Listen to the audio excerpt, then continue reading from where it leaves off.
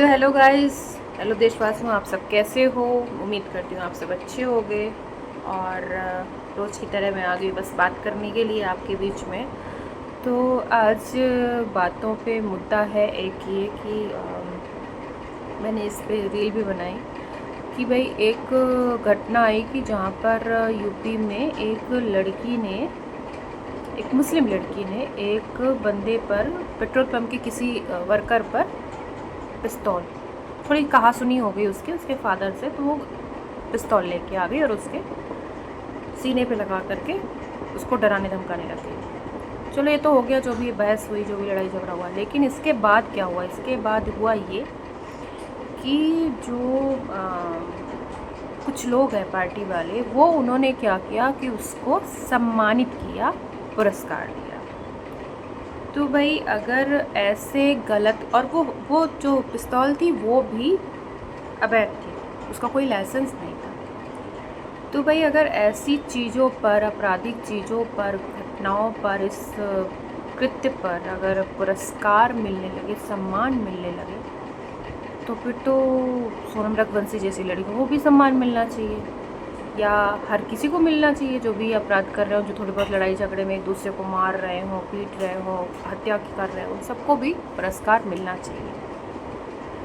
तो भाई मैंने जब ये लिखा तो एक मोहतरमा थी, वो लड़ने आ गई कि दोनों में फ़र्क है। तो पिता के सम्मान के लिए ऐसा, तो भाई पिता के सम्मान के लिए कोई लड़ाई झगड़ा हुई होगी तो क्या उसका सिर्फ एक ही रास्ता है क्या कि पिस्तौल लेके तान दो?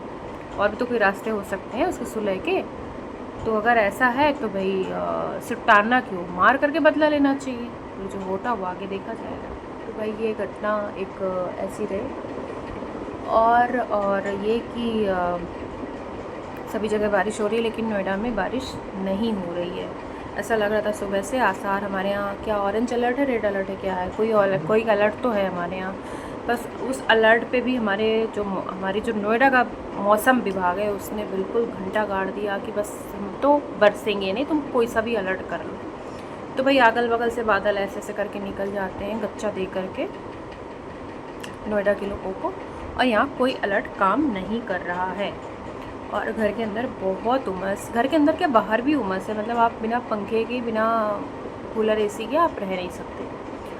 तो भाई एक तो ये हो गया। और दूसरी चीज़ ये कि भाई मैं ये कह रही थी कि जितने भी लड़ाइयाँ हो रही हैं देश विदेश में, हमारे देश में भी हो चुकी, अटैक हुआ हमारे यहाँ पाकिस्तान के, तो मतलब कुछ ग्रह नक्षत्र ऐसे हैं कि जब सभी एक दूसरे से लड़ रहे हैं, तो हमेशा कुछ बुराइयों के बीच में अच्छाई भी होती है। तो मैं सोच रही थी कि आज की एक अच्छा ये है कि सभी देश आपस में लड़ रहे हैं, तो उनके नेताओं के नाम हमें अच्छे से याद हो गए। नेतन्याहू कौन है, खैमनेई कौन है, पुतिन कौन है, और जो जियो पॉलिटिक्स है वो भी हमें अच्छे से समझ में आ गई। और हमें अपने भारत की पोजीशन भी समझ में आ गई कि हम कहाँ हैं और हमारा देश क्या कर रहा है और ट्रम्प क्या कर रहा है, मतलब बहुत सारी चीज़ें। तो भाई जो ट्रम्प जी हैं उनको फूफा बनने का शौक़ है, लेकिन कोई उन्हें फूफा बनाना नहीं चाहता, कोई भी देश। और जहाँ बनने की भी सोचते हैं तो दूसरे फूफा लोग भी हैं, वो कह रहे हैं कि ना, हम तुम्हें फूफा नहीं बनने देंगे, हम ही फूफा बनेंगे। तो इस तरीके से उसकी धाक जो है वो जम नहीं पा रही है। तो गैस पता नहीं क्या ही हो रहा है देश में। और कह रहे हैं कि 2026 में दुनिया ख़त्म हो जाएगी। अगर दुनिया ख़त्म होनी है 2026 में, तब तो फिर ऐसे ही ख़त्म होनी है, एक दूसरे से लड़ के ख़त्म होनी है ना।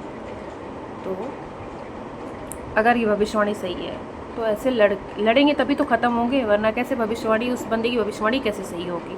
तो शायद देशों को पता होगा कि हम ऐसे ही ख़त्म होंगे, तो ऐसे ही लड़ के ख़त्म होंगे। वो कह रहा कि तुम परमाणु बम नहीं बनाओगे, वो कह रहा तुम न्यूक्लियर बम नहीं बनाने देंगे, और एक दिन बनाएंगे और एक दूसरे पे फोड़ फाड़ के सब मर जाएंगे, सब ही मर जाएंगे। यही करना है इनको। ये इतना क्यों बम क्यों बना रहे, समझ नहीं आ रहा। क्या ज़रूरत है बम बनाने, किसी भी देश को क्या ज़रूरत है बम बनाने की?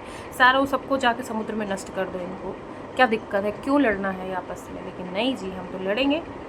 तो खैर ये तो है। और इस बार शायद ऊँट पहाड़ के नीचे आया है, शायद अमेरिका पहाड़, वो ऊँट है, और जो और देश हैं, जो उनकी डेमोक्रेसी है, जो पॉलिटिक्स है, वो पहाड़ के नीचे आया है, अमेरिका। तो अब देखना होगा। हालांकि ईरान से भारत की बहुत ईरान और इजराइल सभी से भारत का ठीक ठाक है, लेकिन कहीं ना कहीं ईरान की स्थिति भारत जैसी है। क्यों? क्योंकि पाकिस्तान भी आतंकियों को पालता है और पड़ोसी देशों में भेजता है, मतलब खास करके भारत में, और ईरान का भी यही हाल है। वो कहीं ना कहीं सपोर्ट करता है, इजराइल सब जगह भेजता है। तो ये समानता है ईरान और उस पर।